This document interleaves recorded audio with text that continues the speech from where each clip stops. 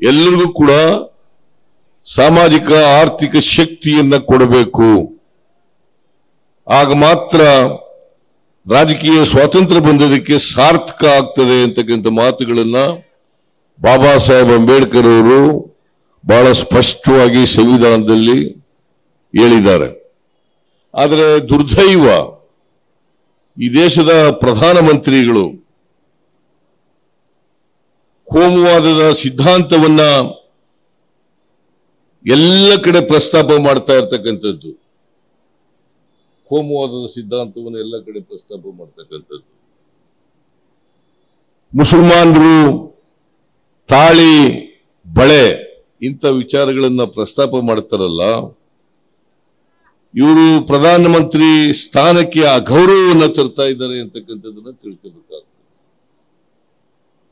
ಮತ್ತೆ ನರೇಂದ್ರ ಮೋದಿಯವರು ಅನೇಕ ಸುಳ್ಳುಗಳನ್ನ ಈ ದೇಶದಲ್ಲಿ ಮಂಜುಳಾ ಮಣ್ಣಿನ ಆಭರಣ ತಯಾರಿಸಿ ತಿಂಗಳಿಗೆ 80,000 ಗಳಿಸ್ತಿದ್ದಾರೆ.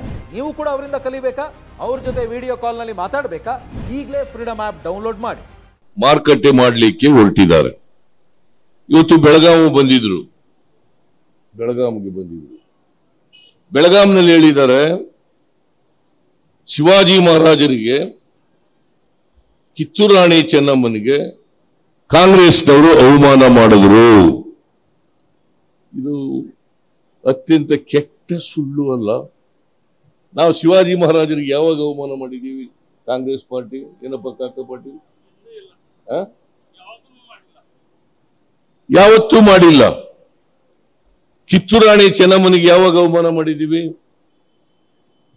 ಯಾವತ್ತೂ ಮಾಡಿಲ್ಲ. ಈ ಸುಳ್ಳುಗಳು ಹೇಳಬಹುದಾ? ಇವರು ಪ್ರಧಾನಮಂತ್ರಿಯಾಗಿ, ಈ ದೇಶದ ಪ್ರಧಾನಮಂತ್ರಿಯಾಗಿ ಸುಳ್ಳು ಹೇಳಬಹುದಾ? As A matter of fact ಸತ್ಯ ಏನು ಅಂತಂದ್ರೆ, ಕಿತ್ತೂರು ರಾಣಿ ಚೆನ್ನಮ್ಮನವರ ಜಯಂತಿಯನ್ನ ಆಚರಣೆ ಮಾಡಿದವರು ಸಿದ್ದರಾಮಯ್ಯನ ಸರ್ಕಾರ ಅಂತಕ್ಕಂಥದನ್ನ ಮರೀಲಿಕ್ಕೆ ಸಾಧ್ಯ ಇಲ್ಲ. ಯಡಿಯೂರಪ್ಪ ಮಾಡಲಿಲ್ಲ, ಬಸವರಾಜ ಬೊಮ್ಮಾಯಿ ಮಾಡಲಿಲ್ಲ. ಕಿತ್ತೂರು ರಾಣಿ ಚೆನ್ನಮ್ಮನವರ ಜಯಂತ್ಯೋತ್ಸವವನ್ನು ಮಾಡಿದವರು ನಾನು. ಸಂಗೊಳ್ಳಿ ರಾಯಣ್ಣವರ ಹೆಸರಿನಲ್ಲಿ ಸ್ಮಾರಕವನ್ನ ಮಾಡಿದವರು ನಾನು. ಯಾವಾಗ ಮಾಡಿದ್ದಾರೆ ಅವರು? ಬಿಜೆಪಿಯವರು ಯಾವತ್ತಾರು ಮಾಡಿದಾರ? ಯಾವತ್ತೂ ಮಾಡಿಲ್ಲ. ಈ ನರೇಂದ್ರ ಮೋದಿಯವರು ಇಲ್ಲಿ ಬಂದು ಚುನಾವಣಾ ಪ್ರಚಾರ ಸಭೆಯಲ್ಲಿ ಸುಳ್ಳು ಹೇಳ್ತಾರಲ್ಲ, ನಾಚಿ ಆಗಲು ಇವರಿಗೆ ಅಂತೇಳಿ ಪ್ರಶ್ನೆಯನ್ನ ಮಾಡಬೇಕಾಗ್ತದೆ. ಮಾನ ಮರ್ಯಾದೆ ಏನೂ ಇಲ್ಲ. ಇನ್ನೂ ಒಂದು ದೊಡ್ಡ ಸುಳ್ಳನ್ನ ಹೇಳಿದ್ದಾರೆ. ಅದೇನಪ್ಪಾ ಅಂತಂದ್ರೆ, ಕಾಂಗ್ರೆಸ್ ಸರ್ಕಾರ ಹಿಂದುಳಿದವರಿಗೆ ಕೊಡ್ತಿದ್ದಂತ ಮೀಸಲಾತಿಯನ್ನ ಮುಸ್ಲಿಮರಿಗೆ ಕೊಟ್ಬಿಡ್ತಾ ಇದ್ದಾರೆ. ಎಂಥ ಹಸಿ ಸುಳ್ಳು ಇದು, ಅಪ್ಪಟ ಸುಳ್ಳು ಇದು. 1994ನೇ ಇಸ್ವಿನಲ್ಲಿ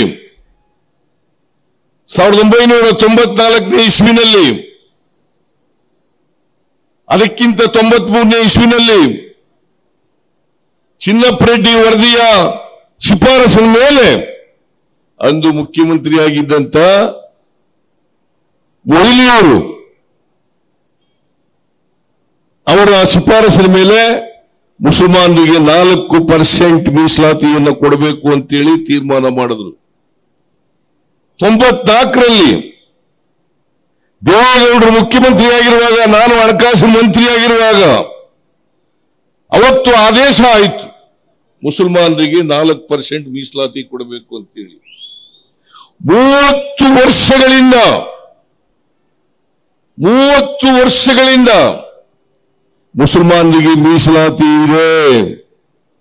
2008ರಿಂದ 13ರವರೆಗೆ ಯಡಿಯೂರಪ್ಪನವರು, ಜಗದೀಶ್ ಶೆಟ್ಟರು, ಸದಾನಂದ ಗೌಡರು ಮುಖ್ಯಮಂತ್ರಿ ಆಗಿದ್ರಲ್ಲ, ಅವ್ರ ಕಾಲದಲ್ಲೂ ಕೂಡ ಇತ್ತು ಮೀಸಲಾತಿ.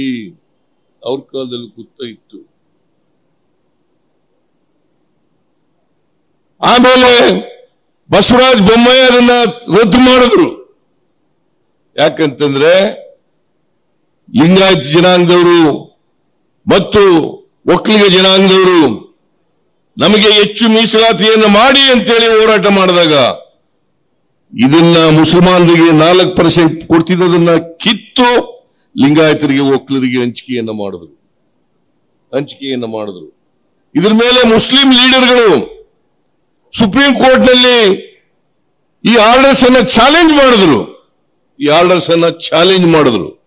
ಚಾಲೆಂಜ್ ಮಾಡಿದ ಮೇಲೆ ಬಸವರಾಜ ಬೊಮ್ಮಾಯಿ ಅವರ ಸರ್ಕಾರ ಸುಪ್ರೀಂ ಕೋರ್ಟ್ ಮುಂದೆ ಒಂದು ಅಫಿಡವಿಟ್ ಅನ್ನ ಹಾಕಿ ನಾವು ಯಥಾಸ್ಥಿತಿ ಮುಂದುವರಿತೇವೆ ಅಂತೇಳಿ ಮುಚ್ಚಳಿಕೆ ಬರ್ಕೊಟ್ಟವರು ಬಸವರಾಜ ಬೊಮ್ಮಾಯಿ.